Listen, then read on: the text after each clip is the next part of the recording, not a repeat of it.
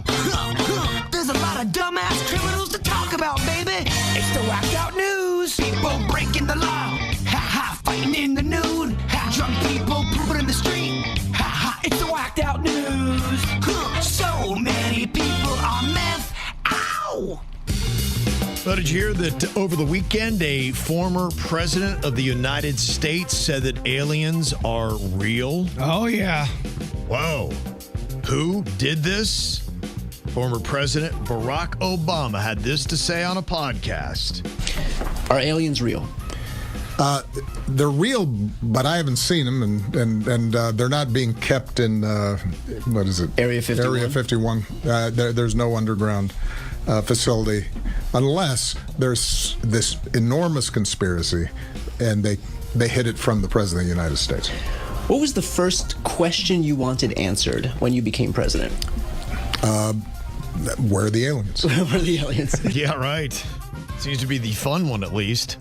Now, he did clarify later on X, saying, I saw no evidence during my presidency that extraterrestrials have made contact with us, really. So it sounds like he just thinks that based on the odds that there are, but he doesn't seem to have any kind of privileged information that neither you nor I have.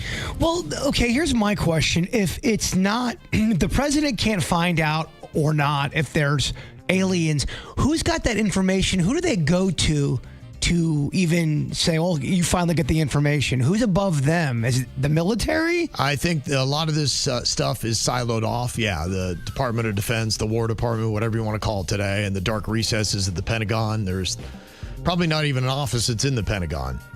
Yeah, it's stuff that I think that they kind of shadow off. They have their own budgets and they have their own secrecies, and nobody really knows. And if you're the president, are you able to go, I want to know about aliens now? And people go, no, you're not going to get that information. Yeah, I think basically. I think they would be like, here's what we got. And they'll lie. You know what? You know how we're getting a runaround with the Epstein? Yeah. That's exactly what I think the president would get if he really wanted to find out about aliens. It would be a complete runaround. Be like, oh, you need to talk to Mark in accounting. And be like, Mark in accounting? Well, I wonder, too, if they changed that from back in the 40s and 50s where you had presidents that it did sound like they were in the know. Yeah. And maybe they go, we can't even let the president know that this is it's too much. Probably, yeah. For the decisions, they may say, hey, he needs to have he needs to be free of mind of understanding what we know and what we've seen. Yeah, I think Truman had a little bit of knowledge about stuff like that. Definitely. So, but yeah, I think after that they realized, yeah, let's not tell the president anymore. Well, according to the United States Coast Guard, the first boat that it interdicted on Monday in Fort Lauderdale was just loaded up with the cocaine, apparently. And then they wound up getting a bonus one on Wednesday. Millions of dollars of cocaine apparently were on these boats when they found them. The Coast Guard seized millions of dollars worth of drugs off of Fort Lauderdale. Take a look at these images. Coast Guard officials say they confiscated the drugs from two suspected drug smuggling boats off of Port Everglades. The Coast Guard says that the 745 pounds of cocaine has a street value of around $5.6 million. And they look like just like regular boats that you would see. There was nothing that made them look suspicious in the least. I can't believe how much money cocaine is worth. Yeah, arguably, I think it's right up there. I haven't heard recent numbers, but it is right up there. I think travel and tourism, if I remember right, was over $11 billion. And I think the last number I had heard was cocaine was still over $11 billion a year of an industry. It's still going strong, huh? Yeah. For anybody who thinks that it's not, I mean, you continue to get these stories and there's a lot of it going on. And I think they will say it's still a definite force. Somebody's snorting it. Yeah, no doubt. There's definitely people that are still enjoying their cocaine. Also, there is a wanted Florida man that had told police his name was George Costanza. He was fishing on the Clearwater Pier. And when they asked Josiah Darling, a 30-year-old, he told him his name was George Costanza, the guy from Seinfeld. But when they looked a little bit more into it, they realized, no, this is a guy that had an active arrest warrant out from a neighboring county. So apparently he'd missed a January court hearing for trespassing, and they had him arrested. They used facial recognition technology to positively identify him because he wouldn't tell them. So I guess that's a thing now. It is a thing, and it's going to get bigger and more rapid. And it's going to happen a lot. You're going to be able to identify somebody, kind of like Minority Report, all that stuff we've been watching. Right. $550 in fines, and he is now in Pinellas County Jail as a result. How crazy is that you now can just get ID'd? Yeah, they'll be like, yeah, go ahead, lie to us. We don't care. Facial recognition, boom, gotcha. There's a man in Cape Coral that got arrested after throwing a cupcake at a city employee. Apparently, it was some kind of argument over politics. The city employee, thankfully, is not seriously hurt by the cupcake, but, I mean, come on. Is it worth wasting a perfectly good cupcake to make a point about politics? I don't know if you could hurt me with a cupcake.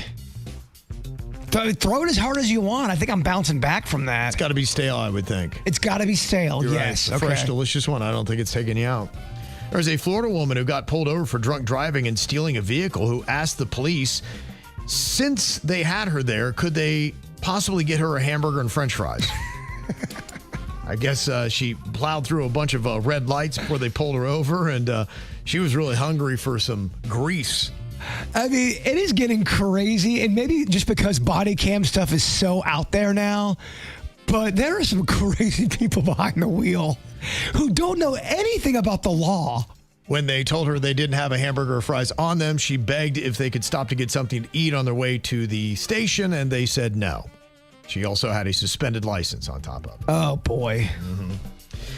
Man in Indianapolis ended up in jail for driving recklessly and destroying 15 mailboxes. Police were called after the driver was found going through alleys and hitting trash cans. And when officers found the man, he refused to pull over and drove into several people's yards, destroying mailboxes and lawn decorations. The chase lasted about 20 minutes, and at one point, apparently he lost a back wheel but kept on trucking.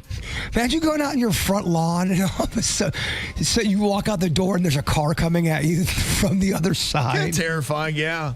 They were eventually able to box him in. He's now facing several charges, including criminal recklessness, leaving the scene of an accident, and resisting law enforcement. Here's some of the eyewitnesses. Not only my mailbox, but some decor I had out front. And now I have to get somebody to come fix it for me. And then getting them out of the vehicle, an officer and a deputy both sustained cuts to their hands. They're okay. I mean, they luckily didn't require stitches or anything like that. Like I said, they took the call seriously, got in the area quickly, and safely pursued the suspect. Okay. And I got to tip the cap here to one of the greatest Girl Scout salesmen of all time, 6-year-old. She crushed cookie selling records, and it wasn't even close. This Pennsylvania Daisy Scout, Pim Neal, has sold 87,000 boxes this Girl Scout cookie season, blowing past previous single season records that used to top out at around 30,000. She again got 87,000. Yeah, the Girl Scout cookie game has changed, Kev. Wow. Apparently it was all because she went viral online with help from social media plus old school door-to-door selling. She was moving huge numbers every single day. So I don't know if that'll parlay into an eventual career in sales, but she is definitely the Girl Scout of the Year.